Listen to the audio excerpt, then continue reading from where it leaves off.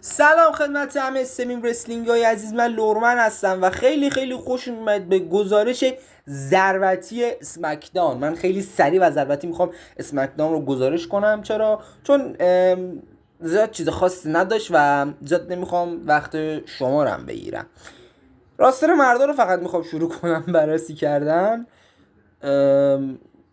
اگه کسی خواست راستر زنها رو هم ببینه چه اتفاقی افتاده، میتونه از بقیه یوتیوبرهای عزیز ویدیو بررسی و گزارشش رو نگاه کنم. من زیاد حرف نزنم، شروع کنیم. 1 2 3. 3M Wrestling. اوایل شو کودی رودز با پرومو کار خودش رو شروع میکنه. میگه که درو مکینتایر نتونست من رو ببره، حتی با قانونایی که خودش گذاشت. حالا قانونایی که گذاشت چی بود؟ گفت اگه دیسکوالیفای بشی کمربند به من میرسه، اگه بیرون از رینگ باشی و کاونت اوت بشه باز هم کمربند به من میرسه. اما با این اوصاف هنوز نتونست ببره و میبینید که کمربند دست منه. پس من برم تا حریف بعدیم بیاد که در حین بیرون رفتنش آلیستر بلک میاد میگه که آیه کودی رودز کجا با این عجله؟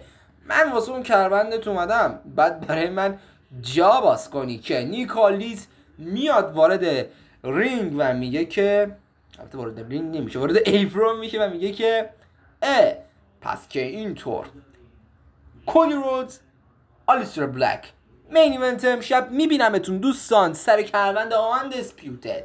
و بله، مین ایونت امشب ثبت میشه. تو پارت بعدی شما ایلیا دراگونوف رو داریم که میاد وارد رینگ میشه و طبق معمول قراره یه اوپن چالش برای کروند یونایتد استیتس بذاره و میگه که دوستان و داشتنان من، هر کی قراره بیاد وارد رینگ بشه قراره معنی درد رو بچشه. که گروه دی آی وای یعنی توماس و چمپو و جانی گارگانو وارد رینگ میشه. تو میدونی من کیم؟ من قهرمان NXT ام، من قهرمان تک تیم NXT و WWE ام. تو اصلا میدونی به کی گفتی تنبل؟ پس امروز بهت ثابت میکنم کیم. شروع آقا. ایلا دراگونوف که میگه شروعه اما با تو نه. جانی خودتو آماده کن، من میخوام با تو مسابقه بدم. و بله، باز بره بار دوم آیه توماس و چمپا ضایع میشن. مسابقه انجام میشه و عجب مسابقه بود و در نهایت ایلیا دراگونوف برنده این مسابقه میشه. مسابقه ری فینیکس و تاما تانگا. مسابقه از زیاد نکته خاصی نداشت، در همین حین که سمیزین داشت با نیکالدیس بحث میکرد. میگفتش که آقا تو رو خدا بذار بغل دست ری فینیکس باشم. نیکالدیس میگفت نه، دکترها گفتن نمیتونی بری. که ته این مسابقه هم سمیزین با صندلی میاد از جون ری فینیکس محافظت کنه که اتفاقات خاصی هم نیفتاد. به هر حال سریع ازش بگذریم و برسیم به مین ایونت امشب. کودی رودز مقابل آلیستر بلک بر سر کمربند آن دیسپیوتد WWE. زنگرینگ به صدا در میاد. مسابقه پای داره جلو میره، اما این وسط درو مکینتایر به داور کلیمور میزنه و مسابقه بدون نتیجه به پایان میرسه. کودی رودز درو مکینتایر رو از داور جدا میکنه و با درو مکینتایر درگیر میشه. این وسط آلیستر بلک به کودی رودز حمله میکنه که دیمیان پریست وارد میشه و با کودی رودز یه طورای تیم میشن و درو مکینتایر و آلیستر بلک رو میزنن. در انتها زمانی که درو مکینتایر میخواد بیرون بره، نیکالیس وارد میشه و میگه درو مکینتایر you suspended، تو محرومی.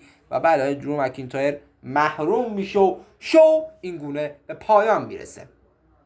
دوستانی که تا اینجا ویدیو رو دیدن و میخواستن از شو بیشتر خبر داشته باشن، دمتون گرم که تا اینجا ویدیو رو دیدید. خیلی ضربتی واسهتون گزارش کردم.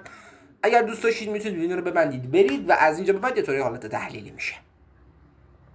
خب اینجا شد که با نمیدونم تو ادیت چی بذارم. اگه صفحه خالیه که ببخشید، اگه صفحه پر بود نمیدونم، یه کارش میکنم حالا تو ادیت. ببینید، از مین ایونت امشب و کلا داستان کودی رودز و بلک آلیستر شروع کنم که همین رو ادامه دار می‌کردید که سر کمربند با هم مسابقه بدن در یک پی‌پریوی در یک جایی. اما اینکه کودی رودز با درو مکینتایر یه فیودی داشتن و یحتمل ادامه دارم هست و اون وسط آلیستر بلک یه فیودی با دیمیان پریست داره، همه اینا دست به دست هم میدن که تک تیم باشه. دشمن تو دشمن منه، یعنی دشمن کودی رودز دشمن منم هست، یعنی درو مکینتایر. از اونورم کودیروز همین منطقه داره، میگه آلیسیا بلک دشمن منم هست، پس با هم دوست چیم، یه تک تیم مچ بدیم و ببینیم نتیجهش چی میشه، که اونجایی که درو مکینتایر هست ممکنه ببازن. این عملا اون ویدیو ما رو برای بررسی کمربند آندیسپیوتد زیر سوال برد که ای کاش این اتفاق نمیافتاد تک تیم مچ ببینیم و میگن کمربند آندیسپیوتد حوصله سر بر شد. فیود MFT و ری فینیکس و سامی زین و شینسوکه ناکامورا موتور سیسی ماشین گانز بی هدفه. میگیرید چی میگم؟ انگار یه فیودی هست اسمک داون خالی نباشه و الان اون فیس تو فیس هاشون با وایت سیکس فامیلی چی شد؟ اون همه فیس تو فیس کردید آخر سر به کجا رسید؟ چه شد؟ واقعا چه شد؟ ملت منتظر اینن. از اونورم این اوپن چالش ها یکم داره جهت‌دار فیود دار میشه که به نظرم واقعا اتفاق خیلی خوبیه، میتونه از هی اوپن چالش دادن به یه فیودی برسونه که این کمربند هم میتونه به یه فیودی و یه سرنوشتی برسونه که مثلا این کمربند بدون سرنوشت نباشه. میتونن آره میشه اینا دراگونوف تو ماسو چمپا واقعا استارت فیودی خوبی بود برای آینده تا ببینیم در آینده چی میشه. این بود آقا، این بود تحلیل. امیدوارم از تو اینا همه چی خوشتون اومده باشه و اینکه دمتون گرم که تا اینجا ویدیو رو دیدید. حتما کانال ما رو سابسکرایب کنید، اگر دوست داشتید کانال ما هم جوین بدید و اینکه نظری چیزی داشتید توی کامنت بنویسید. اگه صدا تیکه بود معذرت میخوام، سرما خوردم، نفس تنگی گرفتم و برای اینکه بتونم نفس بگیرم مجبورم یه نفسی بگیرم تا بتونم ادامه حرفم رو بزنم. آزاد حرف نزنم وقتتونم نگیرم. مرسی که تا اینجا همراهم بودید. فعلا یا علی مدد، خداحافظ شما.